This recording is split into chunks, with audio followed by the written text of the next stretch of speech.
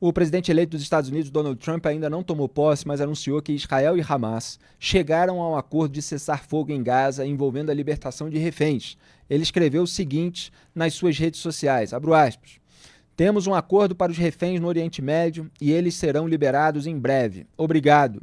Tá aí, fecha aspas, para o Donald Trump. Depois, o atual presidente dos Estados Unidos, Joe Biden, também se pronunciou a respeito do acordo. Aspas. Hoje, após muitos meses de diplomacia intensiva por parte dos Estados Unidos, juntamente com o Egito e Catar, Israel e Hamas chegaram ao cessar-fogo e a um acordo de reféns. Minha diplomacia nunca cessou seus esforços para fazer isso. Falarei mais sobre isso em breve. Fecha aspas. O Biden parece que correu ali, porque o Trump soltou antes, talvez informado até por Israel. Peraí, deixa eu tentar ficar com esses créditos, não deixar para o atual governo ainda, né? Porque a posse é só segunda-feira. Enfim, teve essa corrida aí para dar notícia, mas a gente ainda vai precisar ver os detalhes.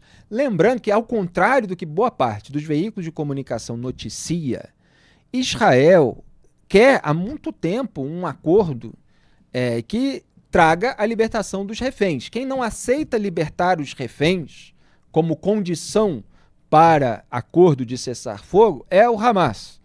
E aí muitos veículos tentam pintar Israel como um demonizar, desqualificar, como se Israel não quisesse aceitar qualquer tipo de acordo, Israel quisesse a guerra. Israel já tinha saído há cerca de 20 anos da faixa de Gaza. O Hamas é que entrou lá no território israelense para matar mais de 1.200 pessoas. Então, as famílias pressionam o governo de Israel, inclusive. Israel fala, ó, se devolve aqui os reféns, que são, enfim, o nosso povo, as pessoas que estavam aqui, abaixam as armas e aí sim você tem condições. Né? Senão, não dá nem para começar a conversa.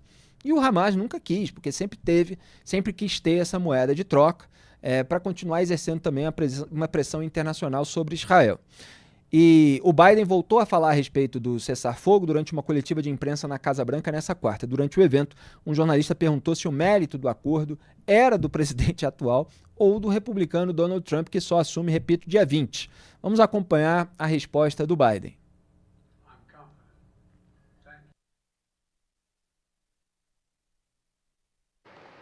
Is that a joke? Oh, thank you. Essa produção aqui, no meu ver, essa viradinha do Biden é maravilhosa. Is that a joke? É uma piada querendo dizer, eu que estou aqui na presidência da República e vocês vão dar o crédito para quem nem está na presidência. É porque o Trump já tinha dado um ultimato ali para o Hamas, depois que ele foi eleito, mas ainda sem tomar posse, para que acabasse, senão ia se ver com o governo dele, essas coisas. Mas o Biden dá aquela risadinha de quem tem créditos nesse acerto diplomático. Mas aí envolve muitos outros agentes. Duda Teixeira. Bom, a gente está vendo essa briga para assumir quem que é o pai da criança sendo o acordo de cessar-fogo com o Hamas. Eu não estava ali nas negociações, né, acompanhando, mas é claro, a administração do Biden fez muita coisa. O Blinken, Antony Blinken, secretário de Estado, ele foi inúmeras vezes lá para Israel para tentar alguma negociação.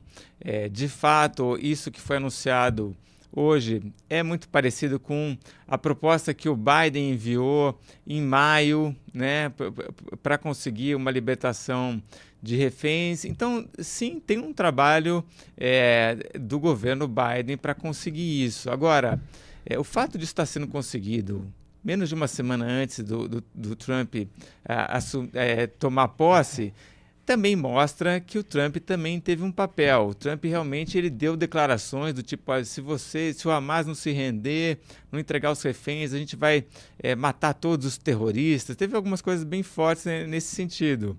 E aparentemente também o Trump conseguiu pressionar o governo do primeiro-ministro Benjamin Netanyahu a aceitar uma retirada das forças de defesa de Israel da faixa de Gaza. É claro que isso vai acontecer sob várias condições, né?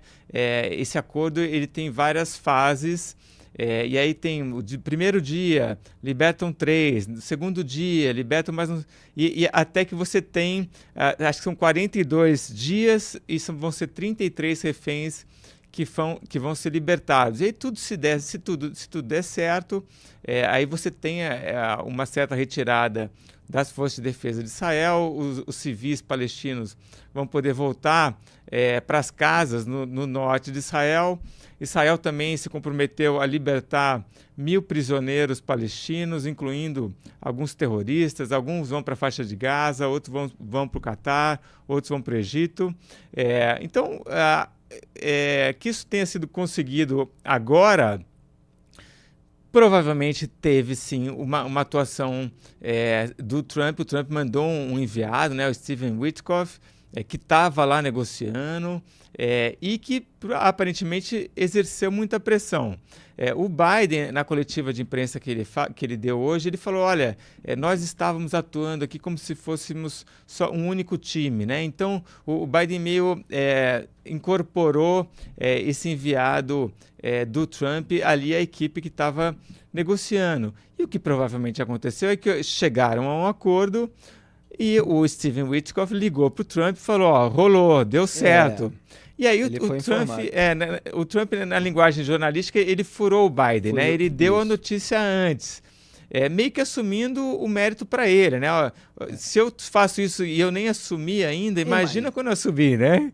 E aí o Biden ficou meio que depois ali tentando dizer que ele também, que ele é que é o responsável. Muito bem, a gente está finalizando a pauta sobre a questão do acordo de cessar-fogo lá na faixa de Gaza, e ficou apertado no final do último bloco, então eu quero retomar esse tema, porque a gente começou a discutir a partir da notícia dada pelo Donald Trump, que no jargão jornalístico furou o Joe Biden, claro, sem trocadilhos aqui, pelo amor de Deus, porque deu a notícia na frente do atual presidente, e o Biden reagiu com aquela risadinha perguntando se era uma piada, que o crédito seria do Trump. Agora, os Estados Unidos sempre participaram aí de esforços diplomáticos, com pressões para um eventual cenário de cessar-fogo, ao mesmo tempo defendendo o direito de autodefesa de Israel. Agora, o Benjamin Netanyahu, primeiro-ministro israelense, ainda não se pronunciou. A gente está monitorando aí, assim que ele soltar um vídeo, que provavelmente ele vai soltar e provavelmente ele vai registrar os créditos dele, das forças de defesa de Israel, a gente vai trazer isso para o programa, para a nossa cobertura em antagonista.com.br. Mas eu quero registrar, repito, que o Hamas só está aceitando agora, se isso efetivamente acontecer, porque a gente tem que trazer ainda todos os detalhes por todas as autoridades envolvidas. Só está aceitando agora porque o Hamas foi encurralado na faixa de Gaza pelo exército israelense, que tem a sua atuação sustentada do ponto de vista político, do ponto de vista decisório, em primeiro lugar, pelo governo israelense. Inclusive por boa parte da oposição ao Benjamin Netanyahu, que é a favor da autodefesa de Israel, que pode fazer a contestação de uma ou outra medida do Netanyahu ou até militar, mas que defende a autodefesa, que defende a defesa da existência do Estado de Israel e da sobrevivência do povo israelense. Então, se não houvesse esse avanço do exército israelense, da Força Aérea, quer dizer, das forças de defesa de uma maneira geral, e de todos os outros grupos, que eles têm vários nomes, né? As agências de segurança, assim, Shin Bet, essas coisas todas, se não houvesse todo esse avanço, o Hamas jamais estaria aceitando qualquer tipo de acordo. E é isso que é preciso deixar claro, porque muita gente fala, finalmente, etc. Isso já deveria ter sido feito lá desde o começo. Desde o começo o Hamas nunca aceitaria. É porque ele foi destroçado militarmente, a sua infraestrutura militar foi destruída, ele perdeu dezenas de milhares de terroristas, com todos os problemas que existem numa guerra iniciada pelo Hamas com o massacre de 7 de outubro de 2023. Então, assim, a gente começou a abordar sobre a participação dos Estados Unidos, mas fator preponderante, Duda Teixeira, o avanço militar israelense na reação ao ataque terrorista. Exato. O Hamas só aceitou essa negociação porque as forças de defesa de Israel foram para cima. Logo que começa a guerra, depois do 7 de outubro, que Israel começa a entrar na faixa de Gaza, tem muita gente falando assim, não, para que tem que ter um cessar-fogo. Até acontece um primeiro cessar-fogo, em seguida depois não tem nenhuma sinalização de uma nova negociação, e aí Israel retoma a guerra. Chegou a haver uma trégua em que houve a devolução de determinados reféns, mas depois o Hamas não quis mais e o exército avançou em meio à pressão internacional, principalmente quando houve o avanço sobre Rafah, que houve toda aquela campanha, todos os olhos em Rafah, etc. E foi lá que se eliminou o Yahya Sinwar, o líder do Hamas, na faixa de Gaza. Diga. A Kamala Harris era contra, por exemplo, essa ação em Rafah. O Joe Biden também estava pedindo ali cuidado, né? Mas agora estão querendo assumir a autoria desse acordo. Mas o mérito realmente é de Israel, que realmente foi lá e encurralou o Hamas. É uma situação muito parecida com a que a gente teve na Colômbia, quando o governo do Álvaro Uribe foi para cima das Farc. As Farc estavam se mantendo com narcotráfico, com mineração ilegal. Se o Uribe não tivesse comprado uma guerra, aliás, com apoio dos Estados Unidos, as Farc ainda estavam lá. 2008. Né? Mas precisaram, só aceitaram depois uma rendição, aí teve um acordo de paz, porque o Uribe realmente foi atrás deles. Esse é um momento agora, Felipe, de muita comemoração em Israel, né? Animou as pessoas agora, tem muito familiar que está esperando a volta do parente querido, embora a gente não saiba desses que vão voltar para a família, quantos estão vivos e quantos estão mortos, né?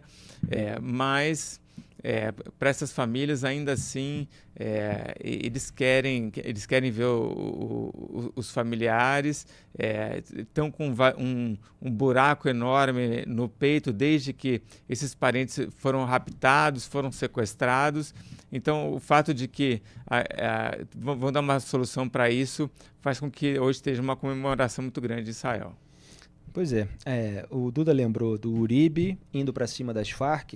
Esse foi um episódio em 2008, quando o governo Uribe da Colômbia, do Álvaro Uribe, bombardeou terroristas das Farc que estavam refugiados numa parte do território do Equador. E o presidente do Equador era o esquerdista Rafael Correa, aliado do Lula, que ficou uma fera, ficou irado com o Uribe por fazer um bombardeio no território dele, mas era dos terroristas que atacavam a população colombiana. E eu me lembro depois no encontro da OEA, da Organização dos Estados Americanos, em que houve uma pressão, um apelo para que os dois se cumprimentassem, e o Rafael Correa, que é enorme, né, ficou olhando de cima, assim, o Uribe deu a volta à mesa para falar com ele, tentando alguma cordialidade, mas eles tiveram uma reação conjunta dessa esquerda latino-americana contra aquele bombardeio, no qual morreu o Raúl Reyes, que era o número 2 das Farc, o primeiro era o Manuel Marulanda. E foi quando o Hugo Chávez ainda estava vivo, naquela época, o ditador venezuelano antecessor do Nicolás Maduro. Ele fez um programa na televisão para lamentar a morte do Raúl Reyes, que ele confessou que conheceu o Reyes e o Lula no encontro de 1996, que ele chamou de 95 erradamente, em São Salvador, do Foro de São Paulo, criado pelo Lula e pelo Partido Comunista Cubano de Fidel Castro em 1990 em São Paulo, no Brasil. Então, aqui um pouquinho da história para vocês que acompanham o nosso jornalismo, que sempre tenta conectar todos os pontos. Por esse acordo agora do cessar-fogo, do qual a gente vai precisar confirmar todos os detalhes em breve, mas pelo que saiu, serão libertados reféns mantidos em cativeiro na faixa de Gaza, vivos ou mortos. E entre eles estão mulheres, entre civis e soldados das Forças de Defesa de Israel, crianças e idosos acima de 50 anos. Durante os 42 dias previstos, haverá retirada parcial de tropas israelenses do território e, a partir do 22º dia, civis poderão retornar às suas casas no norte da faixa de Gaza. Em contrapartida, Israel comprometeu-se a libertar 1.000 prisioneiros palestinos, incluindo terroristas, como o Duda já tinha antecipado. Algo mais, Duda? Não, é isso. O próximo capítulo vai ser quem vai governar a faixa de Gaza, né? E aí, essa é uma negociação que vai caber agora ao Trump, que vai provavelmente pressionar o Netanyahu para ter alguma solução ali, né? Nesses acordos de cessar-fogo, eu estava procurando ali se aparecia a Autoridade Palestina, que é, segundo os acordos de Oslo, quem deveria assumir a faixa de Gaza como governa já a Cisjordânia. Não achei, Felipe. Então talvez a gente tenha alguma outra criação daqui para frente.